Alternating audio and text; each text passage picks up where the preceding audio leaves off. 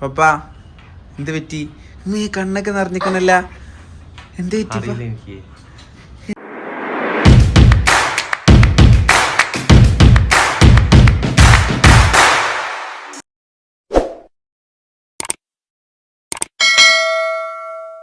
എന്താ അറിയാനേ? കെട്ടി അന്ന് പോലും കണ്ടിട്ടില്ലല്ലോ.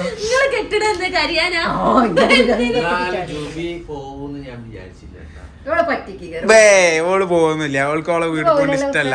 ഈ പോണില്ലല്ലോ.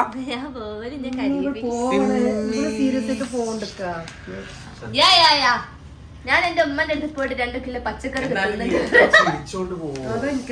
അതാണ് നമ്മള് വിട്ടു പോണില്ല. എനിക്ക് സങ്കടമില്ല. ആത്മാർത്ഥ സ്നേഹില്ലേ പോണെന്ന് പറ.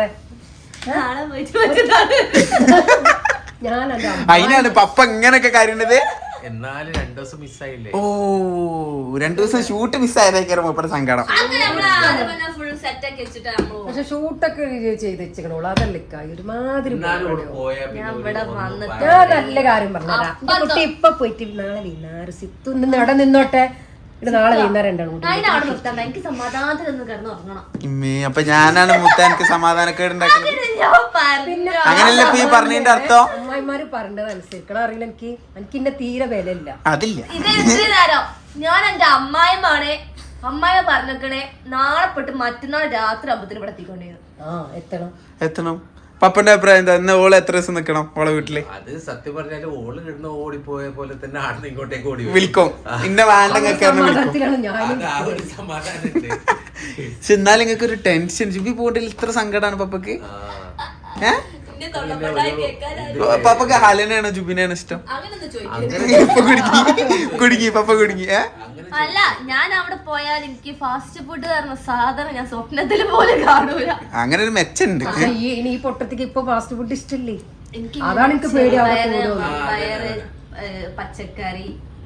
ഇപ്പൊ വെറും നാടൻ ഫുഡിന്റെ ആളെ. എന്റെ കുട്ടി അങ്ങനത്തെ ഒരു കുട്ടിയാണ്.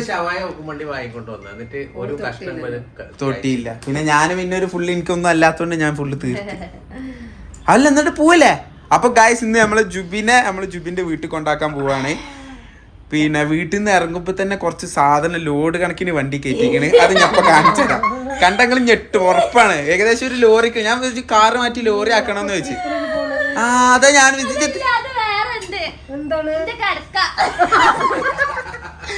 ഓൺലൈനിൽ അയച്ചു കൊടുത്തൊരു കിടക്കുണ്ട്. ഫുൾ ടൈം അതില്ലാതെ ഉറക്കം വരൂലല്ലോ. എന്നിട്ട് അതൊക്കെ എടുത്ത് വണ്ടിയിലിട്ടാണ്. അത് ഞാൻ കാണിച്ചു. ആ കിടക്കെടുത്ത് വണ്ടിയിൽ ഇട്ടേനാണ് എന്നോട് പറഞ്ഞത്. ഞാൻ ഓളത് ഇവിടെ വെച്ചിട്ട് പോകുന്ന ഞാൻ പ്രതീക്ഷിച്ചത്. എന്തെങ്കിലും അതിൽ ചാടി കയറി കിടക്കാലോ. അല്ല എന്നിട്ട് മോള് ഇരിക്ക. നേരെ 6-6:30 മണിയായി പോലെ. വാ. അപ്പൊ ഗൈസ് നമ്മള് ജുബിന്റെ വീട്ടിക്ക് പോകണം. ചിലരൊക്കെ ചോദിക്കും ഇപ്പൊ സ്വന്തം വീട്ടിക്ക് പോകണ്ടാണ് ഇത്ര വലിയ ചടങ്ങ് എന്നൊക്കെ. ഇത് ചടങ്ങായിട്ടൊന്നുമല്ല. അതെ, കൊല്ലത്തിൽ ഒരിക്കലേ പോകലുള്ളൂ. അപ്പൊ അതൊരു സംഭവമാണ്. എല്ലാവർക്കും സങ്കടമാണ്. ഇതാ പപ്പന്റെ ഒക്കെ കണ്ടില്ല. പപ്പ എപ്പോഴും കാര്യമാണ്. കണ്ട കണ്ട് ശരിക്കും ഞാൻ ഫോക്കസ് ചെയ്തല്ല.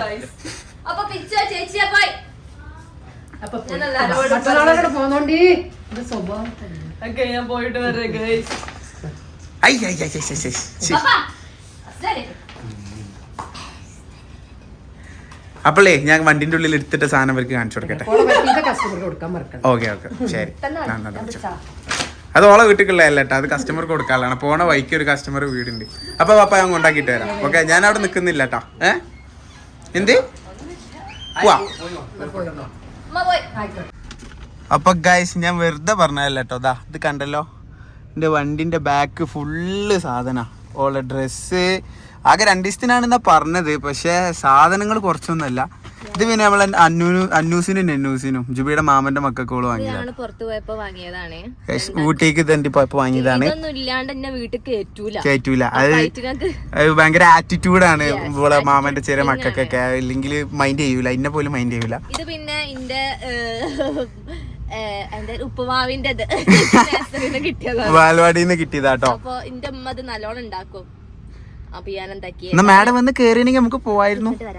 ഇത്ര പോരെ സാധനം ഡിക്കിയിൽ ഇനി ഒരു തുള്ളി സ്ഥലല്ലേ. ഇതോളാ ബെഡാണ് കേട്ടാ. എന്തായിരുന്നു ഇതിന്റെ പേര്? സ്ലീപ്പി നാനി. സ്ലീപ്പി നാനിന്ന് സെൻഡ് ചെയ്ത ബെഡാണ്. അവൾക്ക് ഭയങ്കര കംഫർട്ട് ആണെന്നാ പറഞ്ഞ്. സോ അതില്ലാതെ അവള് പോവില്ലാന്നായിരുന്നു. അപ്പൊ പോവാ. ഞാൻ കേറി. അപ്പം ഞങ്ങളിപ്പോ ഇങ്ങനെ പോയോണ്ടിരിക്കാണ് കേട്ടോ. നമ്മള് കോഴിപ്പുറം റോട്ടിൽ എത്തിയിട്ടുണ്ട്. വേങ്ങരക്ക് പോയിട്ട് അതിലൂടെയാണ് നമ്മൾ മെയിൻ ബൈപ്പാസ് വഴിയാണ് ജുബിന്റെ വീട്ടിലേക്ക് പോകുന്നത്. ഞങ്ങൾ സ്ഥിരം വേങ്ങരന്ന് നേരെ കാലിക്കറ്റിലേക്ക് കടക്കലാണ് കേട്ടോ. ആ ബൈപ്പാസ് കടക്കലാണ്. അപ്പം കോട്ടക്കല് വഴി ഭയങ്കര റഷ് ആണ്, ഭയങ്കര ലോങ് ആണ്, ഭയങ്കര ബ്ലോക്ക് ആണ് കോട്ടക്കൽ എപ്പോഴും. അതുകൊണ്ട് നമ്മള് ഇതിലൂടെ ഈസി ഷോർട്ട് കട്ട് എടുക്കലാണ്. പിന്നെ ജുബിന്റെ ഉമ്മാക്ക് മടക്കുകയാണെന്നൊക്കെ പറയണ്ടേ. ഞാൻ ഇവിടുന്ന് ദിവസം ഉമ്മക്ക് മടക്ക് വാങ്ങി കൊടുത്തിട്ടുണ്ടായിരുന്നു. അപ്പൊ അത് ഇങ്ങനെ വിളിച്ചപ്പോഴും പറയും ഈ വരുമ്പക്ക് മടക്ക് വാങ്ങിക്കൊണ്ട് തന്നെയാണ്. അപ്പൊ ഞാനത് അവിടെ ഞാൻ കാണിച്ചരാം കേട്ടോ. ഇപ്പൊ നമ്മുടെ കസിൻസ് ഒക്കെ ദുബായിക്കൊക്കെ പോകുന്നാണെങ്കിൽ അവർ ഇവിടുന്ന് പാർസൽ വാങ്ങിയിട്ടാണ് പോകുന്നത്.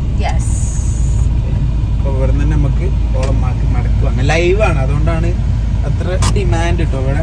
അപ്പൊ ബസിക്കൊക്കെ പോയിട്ട് മടക്ക് വാങ്ങണേ ഞാൻ നോക്കട്ടെ കേട്ടാ. അപ്പൊ അങ്ങനെ ബസിക്കൊക്കെ സാധനങ്ങളൊക്കെ വാങ്ങി. ഇത് ഫുള്ള് മടക്കാണ് കേട്ടാ, കൊറേ മടക്കുണ്ട്. ഇനിയിപ്പോ ഞാൻ വീട്ടിൽ പോയിട്ട് ഇനിയിപ്പോ കണ്ടോ ബസിക്കൊക്കെ വാങ്ങി തന്നു. പിന്നെ എനിക്ക് നമ്മളെ കാലിക്കറ്റൊക്കെ എത്താൻ നേരത്ത് ഞാൻ കാണിച്ചു തരാം.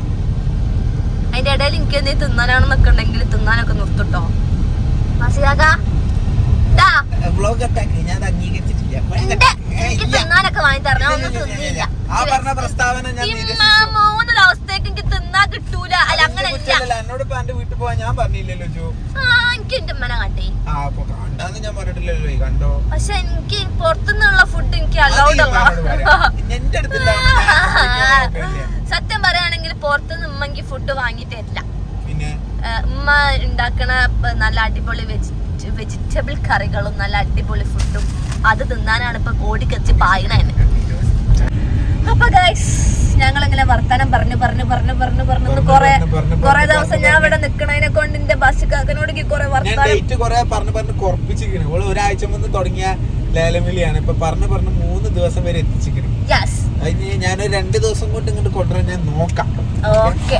അപ്പൊ ഞാന് എന്റെ വീട്ടിലെത്തി കൊണ്ട് ഇങ്ങനെ ആ റോഡിലേക്ക് ഇങ്ങനെ യെസ്. അപ്പൊ ഞാൻ ഇങ്ങനെ റോഡിലേക്ക് ഇങ്ങനെ പോയോണ്ടിരിക്കാണ്.